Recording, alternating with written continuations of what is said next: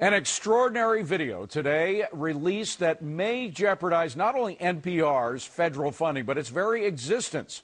The tape was a setup by the same folks who brought us the Acorn tapes. Filmmaker James O'Keefe posing as a member of a Muslim Brotherhood front group interested in donating millions of dollars to National Public Radio. NPR Foundation's president, Ron Schiller, along with another NPR executive, took the bait and met with the men. And what they said was shocking enough for NPR to disavow the comments and announce that Schiller had left NPR. For more, we turn to a man who was actually mentioned on the tape, former NPR commentator and current Fox News commentator, Juan Williams. Juan, good to see you. What do you think? Nice to Pretty meet you, shocking stuff, no?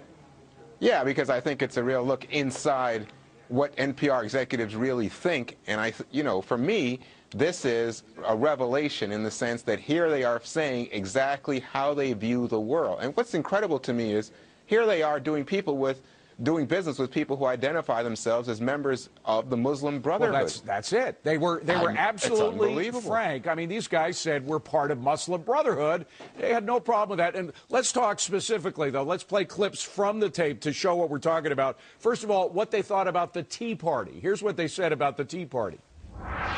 The current Republican Party, but particularly the Tea Party, is fanatically involved in people's personal lives and very fundamental Christian, and I wouldn't even call it Christian. It's this weird evangelical kind of move. Okay, weird evangelicals. I mean, that's what the Tea Party's all about, right? Well, this is, to me, this is so bitter. These are people who are saying that they are intellectuals, they're elitist, and they understand that the rest of us are somehow, especially now if you're in the Tea Party, you're a racist. And me sitting here, David, I'm a bigot. Remember that he says in another part of the tape that, you know what, they were right to get rid of me because I have no credibility. And Juan, we're going to get to that. I saved the best for last. But I'm just saying, you listen to this guy and the way that everybody who has a non-liberal orthodox point of view is somehow a bad person. You say, you know what, these are people who are anti-intellectual. They do not want to hear and engage in an honest debate. Right. Okay. Well, one thing they said that really shocked the heck out of everybody was when these guys, obviously they were trying to bait these guys, the folks who were phony members of the Muslim Brotherhood. They were trying to bait the NPR executives, but they did that. The NPR executives rose to the bait, particularly about Jews and Israel. Let's play that part of the tape. I'm not too upset about maybe a little bit less Jewish influence of Jewish money in NPR, but Zionist coverage is quite substantial elsewhere.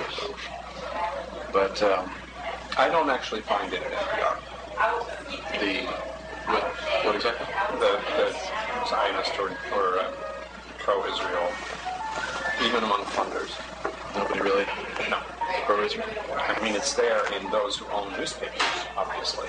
But no one owns NPR.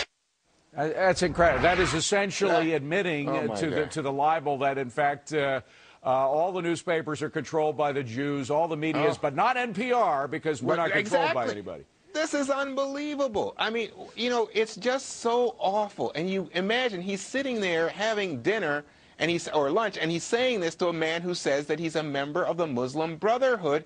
And on their website, they're talking about wanting to advance Sharia law, and he's going ahead and buying into this libel against Jewish people who have had success in the newspaper business, but nothing illegitimate, nothing wrong about it. And he buys into this stereotyping and bigotry and then wants to point the finger at others and say that people like me are bigots. This is unbelievable. Well, again, he was trying to get the $5 million from these guys. He was trying to please them, but by doing so, he totally bought into the racism and anti-Semitism they were peddling, which, of course, they would have been peddling if they were Muslim Brotherhood. By the way, Schiller himself has left, but the woman that was with him, NPR executive Betsy Liley, she's NPR's director of institutional giving, she is still there, and she was parroting everything that Schiller was saying. So shouldn't she be leaving as well? Well, look, you know what, this guy Schiller, this guy Ron Schiller, the president of NPR is Vivian Schiller. They're not related, but in my book, they've got one too many Schillers remaining, because what you see here is, again, I think this is a window inside the way they really think. when it came to public funding, federal funding for NPR, just yesterday, Vivian Schiller is at the National Press Club saying, oh, NPR desperately needs this federal funding. In this luncheon, he's saying to these men, we don't need federal funding. We don't want federal funding. We have the tape. Let's roll the part where he talks about NPR funding. It is very clear that we would be better off in the long run without federal funding.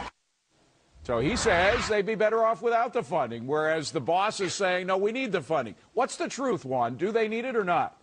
Well, this comes down to my opinion, but look, they are, to me, you know what? There's no way that you would say that NPR is a priority given our financial struggles in this country in terms of poor, in terms of any of the needs, healthcare, or anything you want to put on the table, David. It's hard to make it out that NPR is a priority.